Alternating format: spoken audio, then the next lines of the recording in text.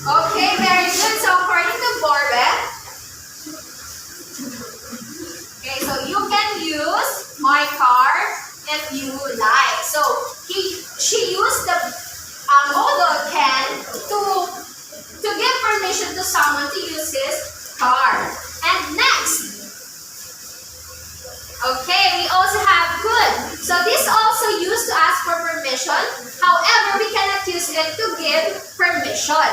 And we use could, and when we use could, it is more formal and more polite than can. Okay, so let's have an example. Okay, so could you lend me the laptop? Okay, so he is asking permission to borrow the laptop. Now, who can give me another example? Okay, very good. So according to Borbet, okay, so you can use my car if you like. So she used the modal can to give permission to someone to use his car. And next, okay, we also have could. So this also used to ask for permission. However, we cannot use it to give permission. And we use could, and when we use could, it is more formal and more polite than can. Okay, so let's have an example. Okay, so could you lend me the laptop? Okay, so he is asking permission to borrow the laptop. Now, who can give me another example? Sure. So for example, okay, you may join them as soon as you finish your class. So he is permitting okay, so allowing her to join them as soon as she finishes their class. So who can give me another example? Okay, yes, Rafael? Okay, very good. So now that's the modal of permission. So let's now proceed with the next type of modal. So we have the modal of obligation. So this one, from the word itself, obligation, it indicates a necessity or something that you have to do. Okay, so we can use this following modal. So we have must, have to, should, or ought to. So let's start with must. Okay, so it expresses a strong obligation or necessity. And the obligation, remember, it comes from the speaker. So now, let's have an example. Okay, so all together, please read. You must pay your... Okay, very good. So now, this is an obligation since as a citizen, it is our responsibility to pay taxes for our country's economy. Now, Eloisa, can you please give me another example? We must take the first. Okay, very good. Okay, very good. So, another. Okay, so we also have the modal mustn't. So, just like with the first one, it is also used to indicate that something is not permitted. So, for example, okay, you mustn't insult your brother in front of the crowd. Now, who can give me another example? Yes, Caballero?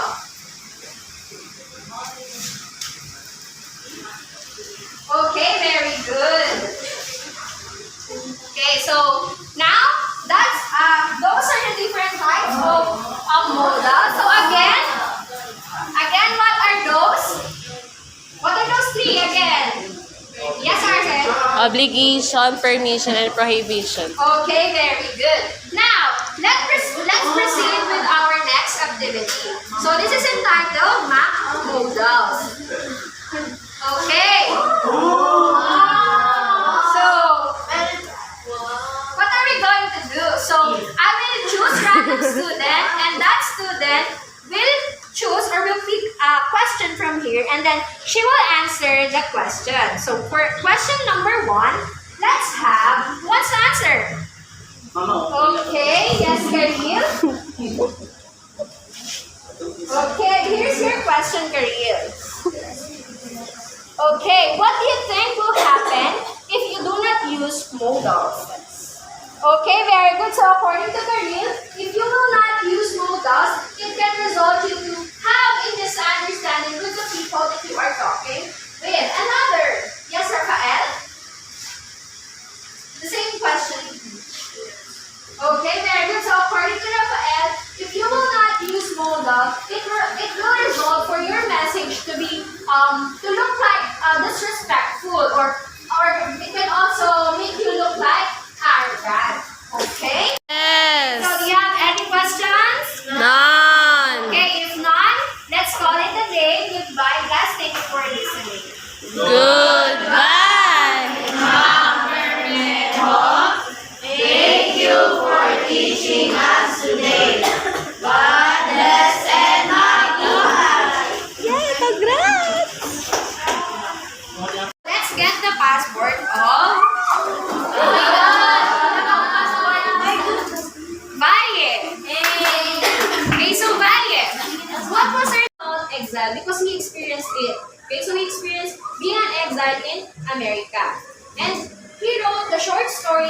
dancers came in 1955.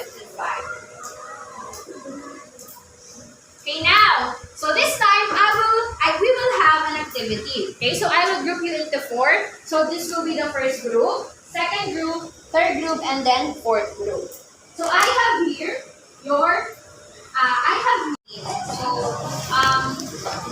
okay, so for the content, I will give them 8, and in participation 5, presentation 5, with a total points of 8. And for the group 2, I will give them 9 for the content, participation 5, presentation 5, and with a total points of 19. And for the group 3 and group 4, I will give them 20 points. Okay, so now, let's try to answer these questions. Okay, so let's use again my language. Okay, so let's get the passport of Borbe. Okay, so Borbe, what is the story all about? The story is all about a man living in Chicago with his friend and waited for that. Sa Chicago, sila ni Tony, di ba? They feel that they are not belong in that place.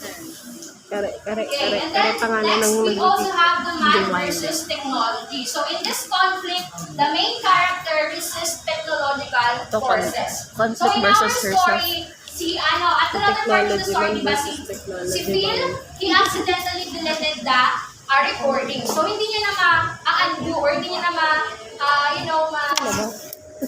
mababalik yung nangyari, yung mga memories na na-record niya dun sa recorder na. And then for the last one, we also have man versus nature. So dito, this conflict is between the protagonist or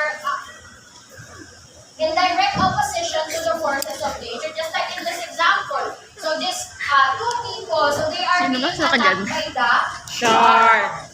Okay, so those are the different types of conflicts. So now, did you understand our lesson for today? Yes. Okay, so if that's so let's have an activity. Activity daw, activity daw. Okay, so I have here Put in the bubble chart. bubble charts. Okay, so what you're going to do, kindly please read the direction, everyone. Fill in the bubble chart with the different types of conflicts and briefly describe it.